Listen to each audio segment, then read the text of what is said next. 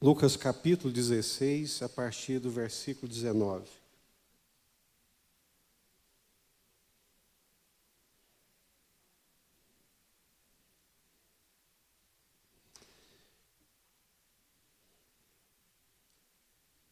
Evangelho de Lucas, capítulo 16, a partir do versículo 19.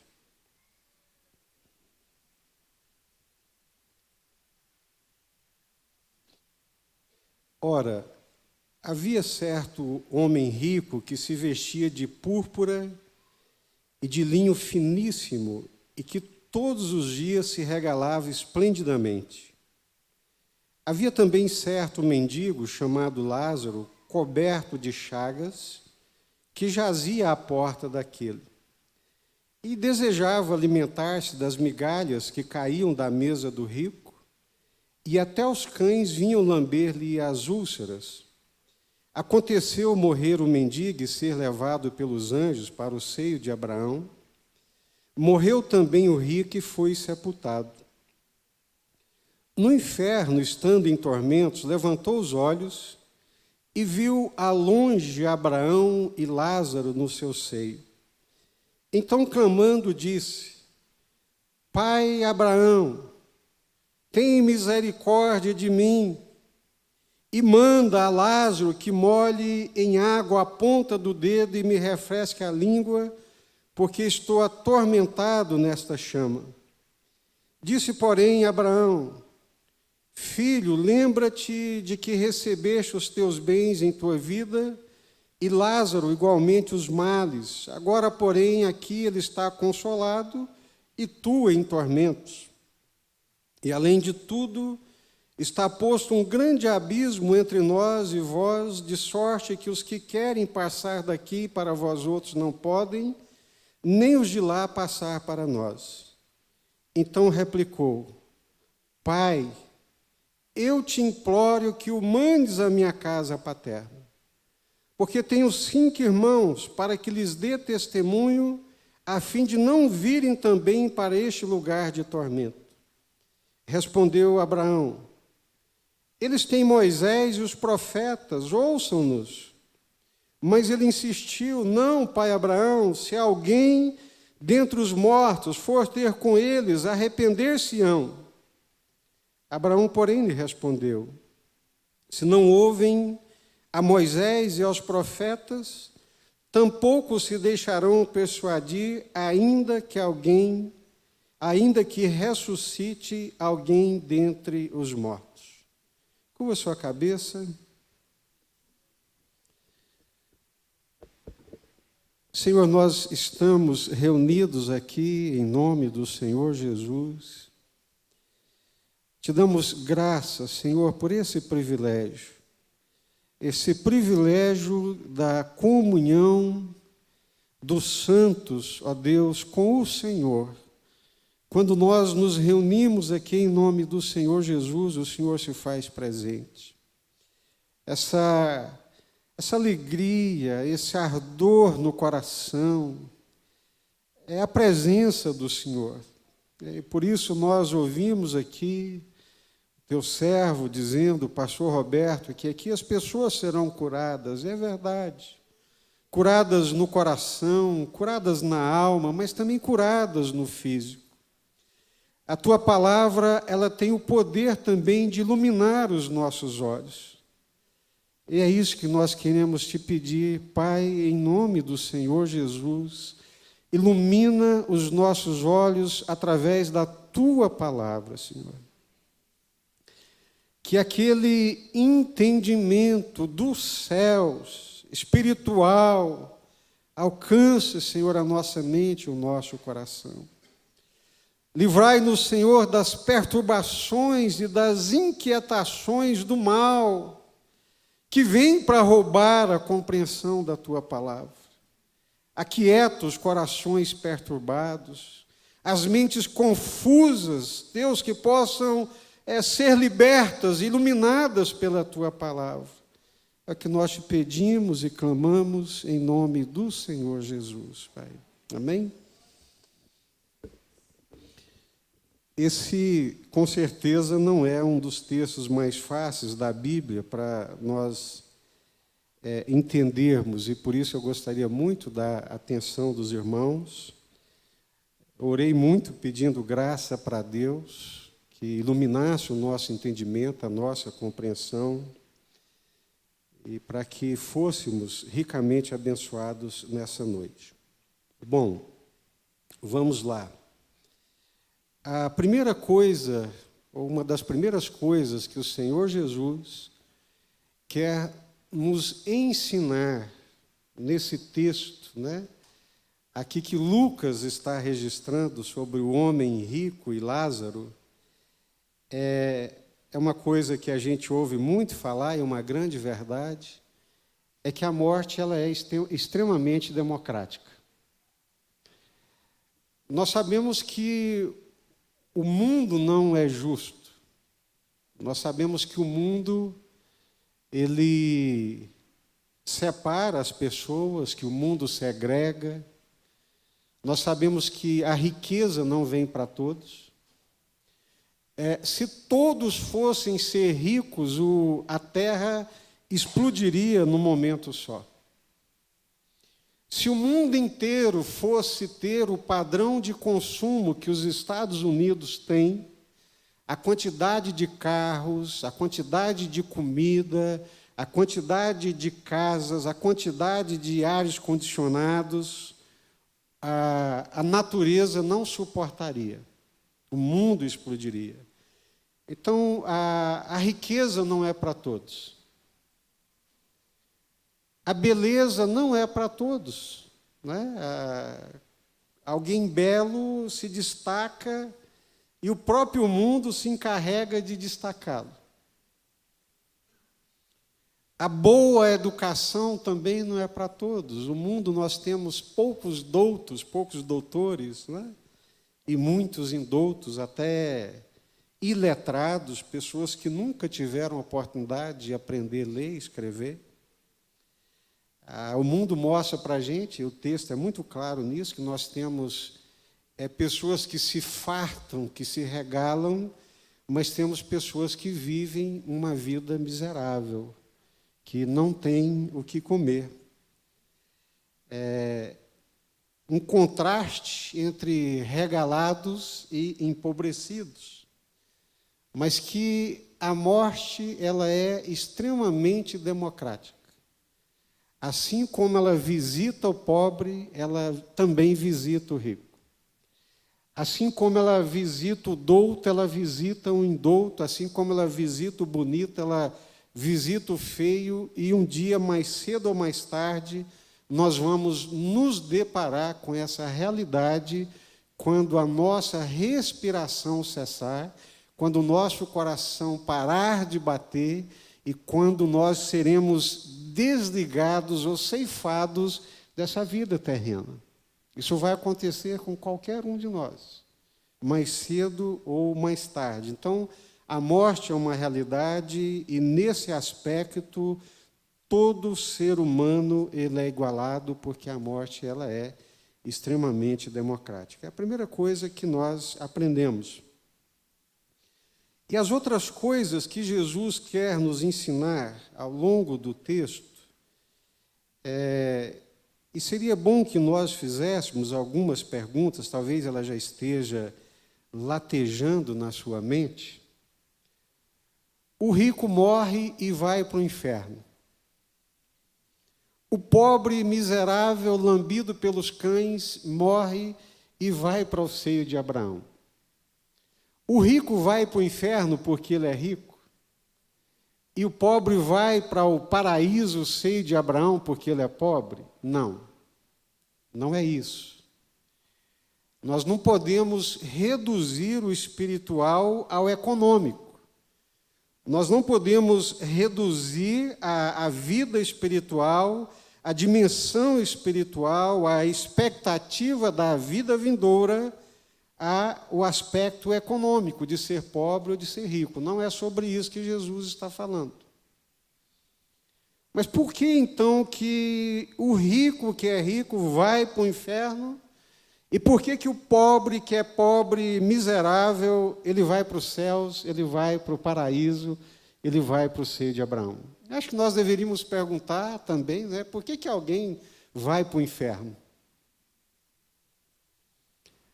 E por que que alguém vai para os céus? O texto está falando sobre isso, né? Mas vamos pensar um pouco aqui sobre essa narrativa de Jesus, né? Havia certo homem rico que se vestia de púrpura e de linho finíssimo. Era um cara extremamente rico. Se a gente conseguir voltar a nossa mente no tempo, eu já falei aqui algumas vezes sobre isso, naqueles dias, tecer, né, o tecido, não havia a indústria têxtil, não havia a produção de tecidos com a mesma rapidez que nós temos hoje, não havia a indústria têxtil, não havia nada disso, tudo isso era artesanal, tudo isso era manual, despendia muito tempo, despendia muitos recursos.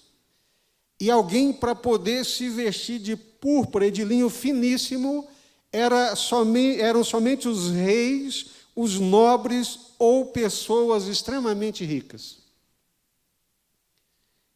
Esse homem era muito rico. Ele não apenas se vestia para cobrir o corpo. Jesus disse que, se você comparar o corpo com as vestes são nada comparada com o corpo. O que vale mais, o corpo ou as vestes que o cobrem? Obviamente que o corpo. Mas aquele homem não tinha roupa para poder simplesmente cobrir o corpo. Ele tinha na roupa o prazer de um tecido que é gostoso, né? Que quando cai sobre o corpo, ele traz sensações extraordinárias para o corpo. No calor, ele tem a capacidade de refrigerar, de dar um ar fresco, e no frio, ele tem a capacidade de aquecer. Mas, acima de tudo, eu falei um pouquinho aqui para nós, estão as representações. A roupa, o que você joga em cima do corpo, diz também muito a seu respeito. Essas marquinhas que vêm aqui sobre a camisa, elas são representações simbólicas. Elas são representações de poder. E quando diz que esse homem se vestia de púrpura e de linho finíssimo, é porque, além de cobrir-se, aquela roupa servia para mostrar que ele era poderoso, que ele era rico, que ele não vestia qualquer coisa como os demais réis mortais vestiam. Ele era um homem distinto, no sentido de ser distinguido dos demais, pela riqueza e pelas vestes que vestia. E todos os dias se regalava esplendidamente. Comer também para ele não era aquele exercício normal de se alimentar para sobreviver.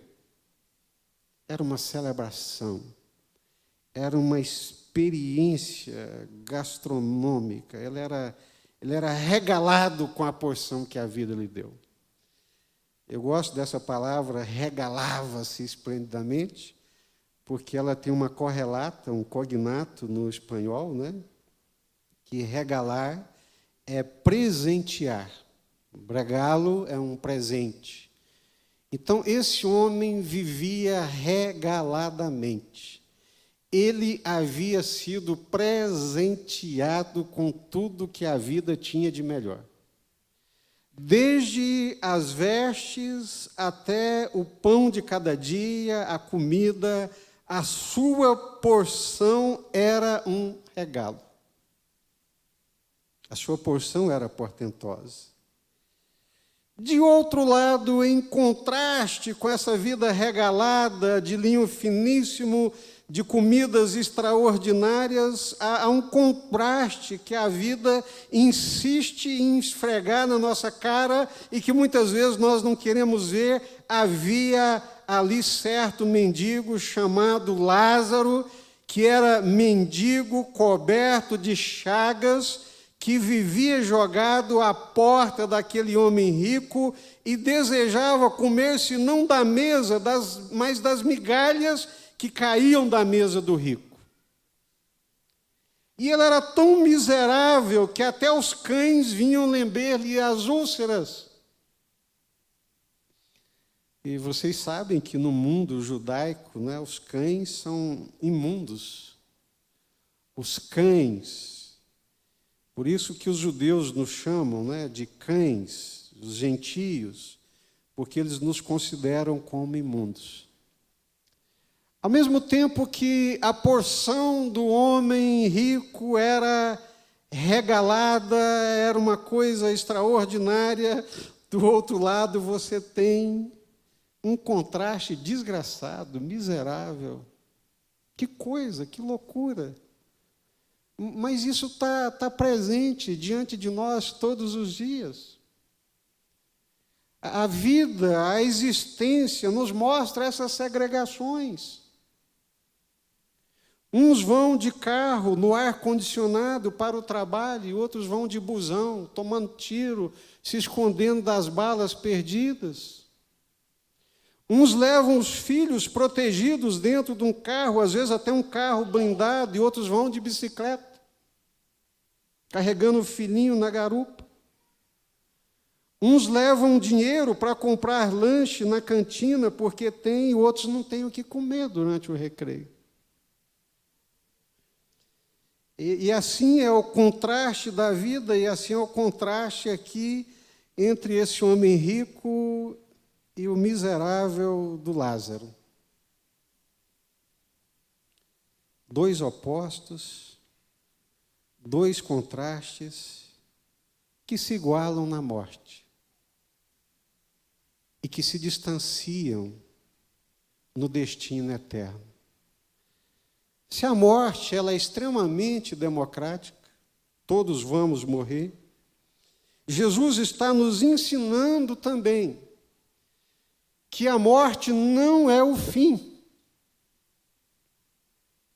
Que quando nós morremos, quando cessamos de respirar, quando o coração para de bater, a consciência não para. Aleluia! E misericórdia. Porque para uns tomara que a consciência parasse, que eles fossem eternamente aniquilados. Porque a consciência continuará a existir, terão uma consciência clara do ser que ainda vive, apesar da morte do corpo, a consciência está viva, mas o pós-morte lhes reserva agora uma porção de tormento e de sofrimentos.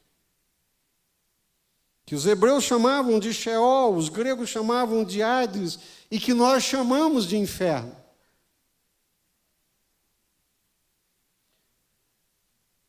Morrem os dois, Lázaro vai para o seio de Abraão e o rico vai para o inferno.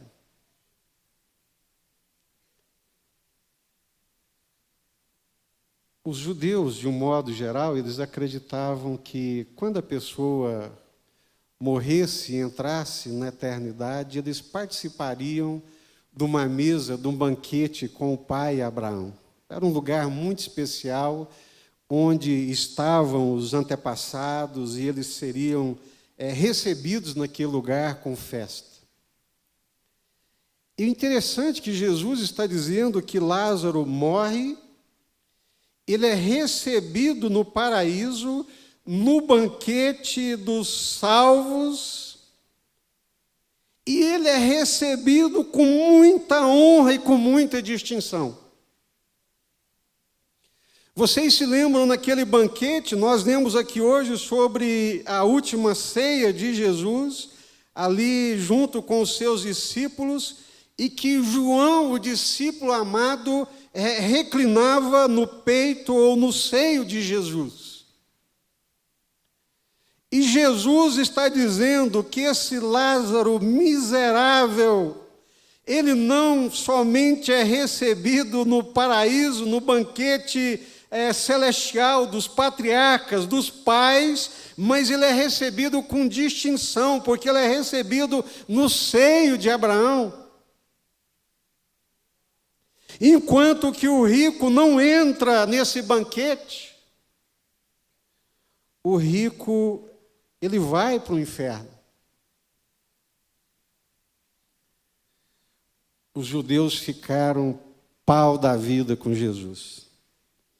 Ficaram extremamente escandalizados.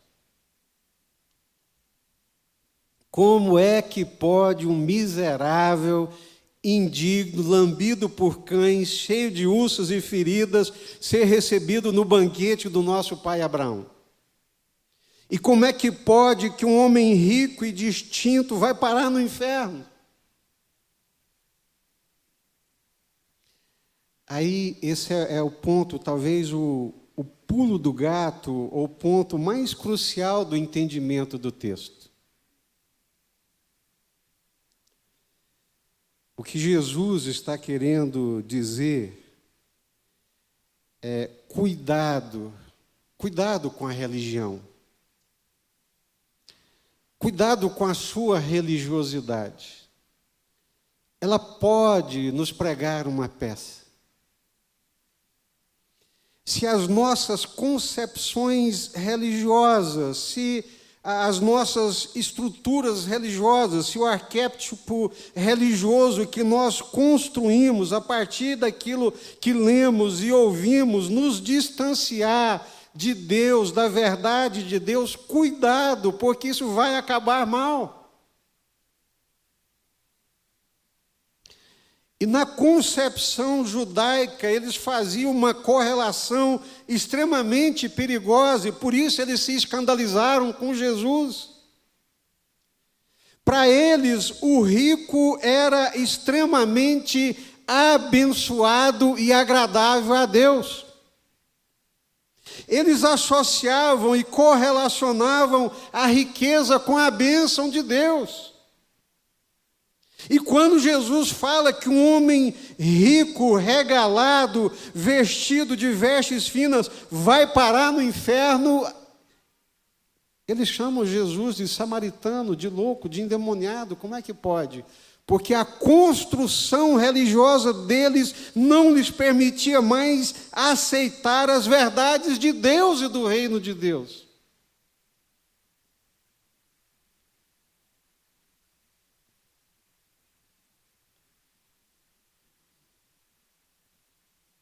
O rico não vai parar no inferno porque ele é rico. Mas ele vai parar no inferno porque ele se deixa iludir pela ideia do mérito. Ele se deixa iludir por conceitos do tempo presente, da época dele. E imagina e aceita, porque lhe é agradável ouvir aquilo, lhe é bom aos ouvidos ouvir aquelas coisas, e ele aceita. Mas são concepções humanas, não são concepções da palavra de Deus.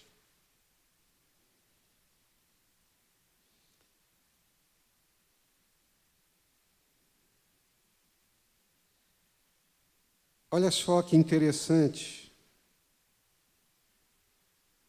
No inferno, estando em tormentos, levantou os olhos e viu ao longe Abraão e Lázaro no seu seio.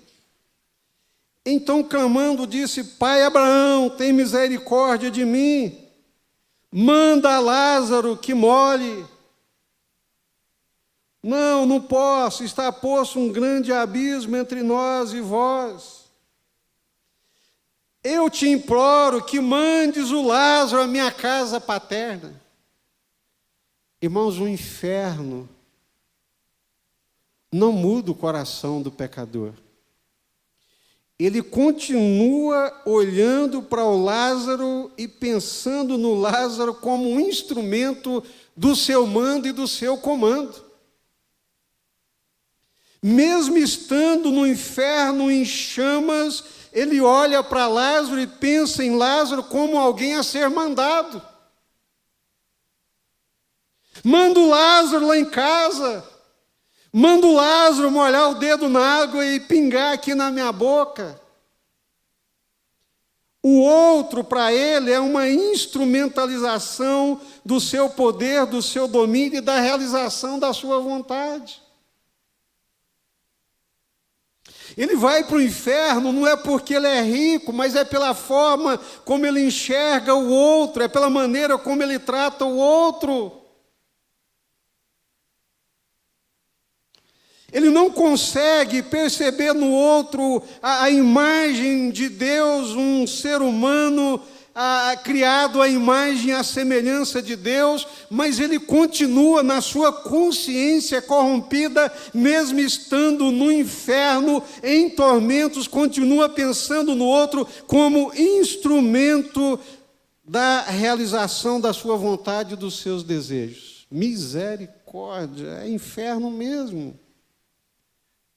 Já vive um inferno. Consegue entender, irmãos? E ele clama ao pai Abraão, então, manda lá em casa, pelo amor de Deus, para que os meus irmãos não venham parar aqui também. E Abraão responde, não, eles têm Moisés, eles têm os profetas. Não, insistiu ele, se alguém dentre os mortos for lá, eles vão se arrepender. Então está claro aqui, preste atenção. Ele mesmo está dizendo com toda a clareza. Abraão está dizendo, eles têm lá Moisés. Eles têm os profetas, eles têm o testemunho de Deus. Eles têm a palavra de Deus como você tinha. Não, se for alguém dentre os mortos, eles se arrependerão. Meus queridos e amados irmãos, o rico era rico, iludido pelos seus conceitos religiosos distanciados da lei de Moisés e dos profetas. Ele se apegou a uma construção religiosa que era de homens, mas que não era de Deus. Como é que eu vou saber se uma construção religiosa ela é de homens ou ela é de Deus? Eu vou saber se ela me colocar no centro, se ela for antropocêntrica, se ela colocar o homem com a sua vontade, com os seus desejos no centro, se ela elevar a glória humana, a vontade humana, o desejo humano, eu posso saber que é uma construção religiosa, conceitos religiosos em nome de Deus, mas ela é humana e distante de Moisés, dos profetas e de Jesus Cristo. O que Moisés e os profetas nos ensinam? Pai Abraão, manda o Lázaro lá em casa. Eu ainda tenho lá os meus irmãos, manda na minha casa paterna. Eu tenho lá 5 irmãos e eu não gostaria de forma alguma que eles viessem parar aqui nesse lugar, como eu vim parar. Você veio parar porque você não ouviu Moisés e os profetas. E seus irmãos têm lá Moisés e os profetas, que eles ouçam. Não, mas eu não ouvi, eles também não vão ouvir. Mas se alguém ressuscitar dos mortos, ainda que seja esse mendigo aí, o miserável, acontecer um milagre desse, eles vão crer. Não, se eles não crerem em Moisés, nos profetas, não crerão e não se arrependerão, ainda que alguém ressuscite dentre os mortos. O texto nos dá a dica, então, por que o rico vai parar no inferno? Os princípios cruciais da lei de Moisés e dos profetas que surgem para chamar o povo a atenção em relação à lei de Moisés são os princípios da justiça e da misericórdia. Vocês dão dízimo de tudo, vocês sacrificam, mas vocês esqueceram o principal da lei, o princípio fundamental da lei, que é a justiça e a misericórdia. Justiça e misericórdia. E arrependimento. Arrependei-vos, porque é chegado até vós o reino dos céus. Ninguém entra, irmãos, no reino dos céus, se não for pelo arrependimento. E aí vem a cilada da riqueza, né? Vocês sabem que ele foi parar no inferno, não foi por causa da riqueza, até porque Abraão era um homem muito rico, era considerado como um dos homens mais ricos do Oriente. E estava lá. Então não foi por causa da riqueza. Mas ele foi parar lá porque ele foi iludido por aquilo que ele tinha. Ele achava que pelo regalo, pela porção especial que a vida lhe deu, pela distinção que a vida lhe deu, que ele era realmente especial e que ele não precisava se arrepender. Manda lá, porque se meus irmãos verem alguém ressuscitado dentre os mortos, eles se arrependerão, numa confissão de que ele não tinha um coração arrependido. Aí vem João Batista e diz para esses mesmos judeus religiosos, dessas construções religiosas: raça de víboras, quem vos induziu a fugir da ira vindoura? E não dizeis entre vós mesmos que sois filhos de Abraão, porque eu vos digo que até dessas pedras Deus pode suscitar filhos a Abraão. E já está posto o machado à raiz da árvore. Toda a árvore que não produzir frutos dignos de arrependimento vai ser cortada e lançada ao fogo. Arrependimento e frutos dignos do arrependimento. Arrependimento é a única forma de alguém entrar no reino de Deus. Jesus, questionado pelos discípulos, né? E Jesus deixa os discípulos escandalizados, porque Jesus fala: olha, em verdade vos digo que é mais fácil um camelo passar pelo fundo de uma agulha do que um rico entrar no reino dos céus. Mas, Senhor, se é assim, quem é então que pode se salvar? Às vezes um miserável se salva.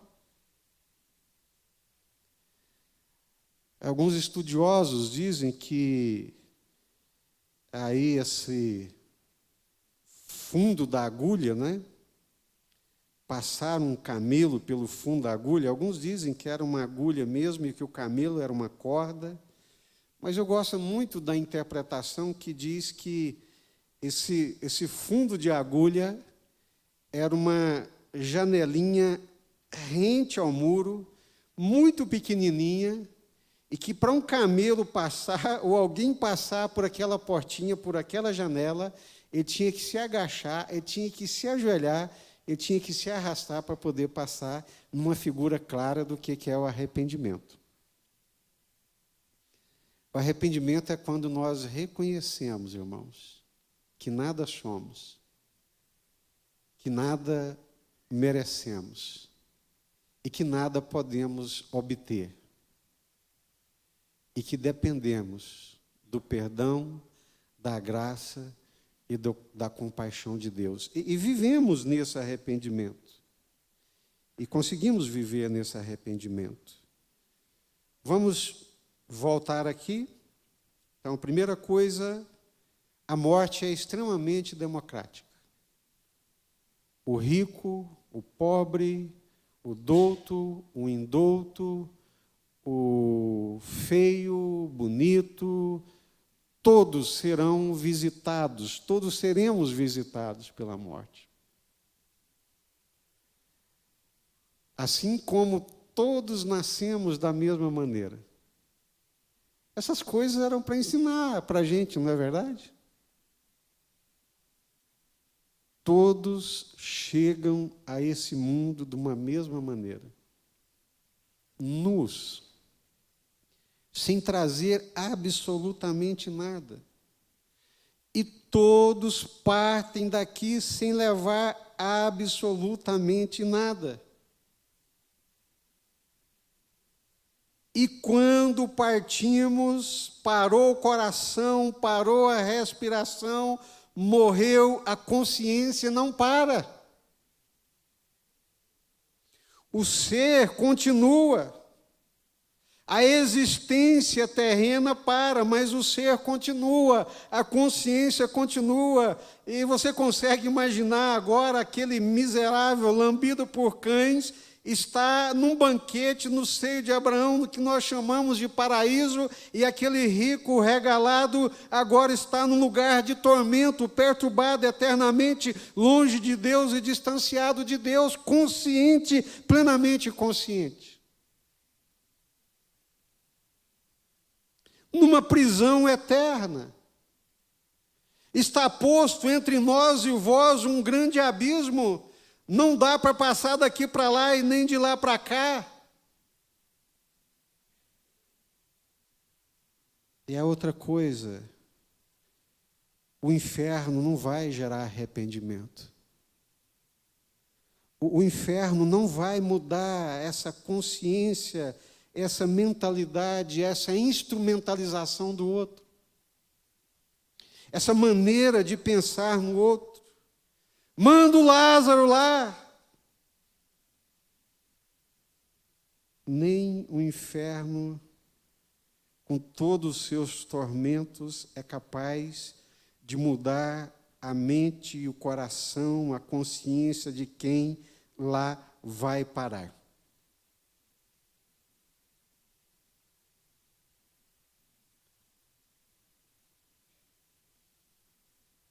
Ou nós nos arrependemos aqui, convertemos o nosso coração aqui, entendemos que nós somos criaturas de Deus, entendemos que nós não somos autônomos, que nós não somos independentes, que nós fomos criados por Deus, para Deus, e colocamos a nossa vida no caminho de Deus e decidimos andar no caminho de Deus, descendo aí por essa janela, negando a mim mesmo os meus desejos e as minhas vontades, ou isso muda aqui, ou não muda depois que a gente parte. Pode mudar aqui.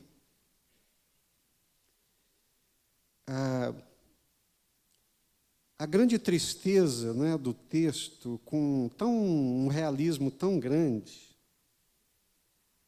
é que aquele rico nunca passou pela cabeça dele que ele fosse parar no inferno. Ele era iludido todos os dias pelo padrão de vida que ele vivenciava. Ele era iludido por uma construção religiosa que correlacionava bem-estar e uma vida regalada e abundante com bênção e aceitação de Deus. Ele foi iludido. Ele foi enganado pelo mundo, por ele mesmo, pela teologia que ele ouviu, que ele aprendeu e à qual ele se apegou. E o resultado foi extremamente funesto. Porque ele tinha lá Moisés, ele tinha lá os profetas, ele tinha a lei de Deus, ele tinha a palavra de Deus, ele tinha o testemunho de Deus, mas ele não tinha o temor do Senhor. Ele não temia o Senhor, ele não temia a Deus, ele não amava a Deus e nem a justiça de Deus. Como nós ouvimos aqui hoje de manhã. O amor a Deus tem que se manifestar no amor ao próximo. Eu imagino que todos os dias ele se levantava e olhava para o Lázaro e nunca passava pela cabeça dele, como não passava pela cabeça de nenhum judeu, que aquele miserável, cheio de chagas, de feridas, um dia fosse recebido no banquete celestial e se assentasse num lugar de honra ao lado do grande patriarca da fé, o pai Abraão. Nunca passava pela cabeça dele. Ele achava que ele era um miserável, pobre, cheio de chagas, porque ele era um grande pecador. E, ao mesmo tempo, ele achava que ele era rico, coberto de púrpura, de linho finíssimo, e comia do bom e do melhor, porque ele era um abençoado de Deus. E o dia que a fatura chegou, e os umbrais da eternidade se abriram, foi um choque. Para não termos esse choque, irmãos, eu falo aqui com todo temor. Falo para mim, a palavra de Deus. A gente sabe que quando a gente prega, primeiro nós pregamos para nós mesmos. Para não termos esse choque, nós precisamos viver uma vida de arrependimento. Mande lá, se eu for lá, os meus irmãos vão se arrepender. Não. Vocês não se arrependeram com Moisés, ou seja, com a lei de Deus? Vocês não se arrependeram com os profetas? Nem mesmo alguém se ressuscitando dos mortos não vai quebrar esse arquétipo religioso, essa construção religiosa. Que Deus tenha misericórdia de nós. Amém, meus irmãos?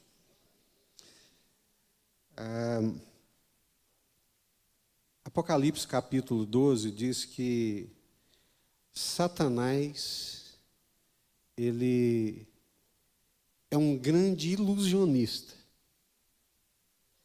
e que ele ilude o mundo inteiro. Consegue imaginar isso? Quanto esse cara é violento na arte de iludir, de enganar? E o rico foi enganado. O rico foi iludido. Nós não podemos nos iludir. Onde é que está posta a nossa confiança? No Senhor, mas numa vida que corresponde aos ensinamentos do Senhor. Na fé, mas numa fé, obviamente, acompanhada de uma vida prática e de obras que reflitam essa fé. Como é que eu posso mostrar a minha fé? É através da vida que eu vivo.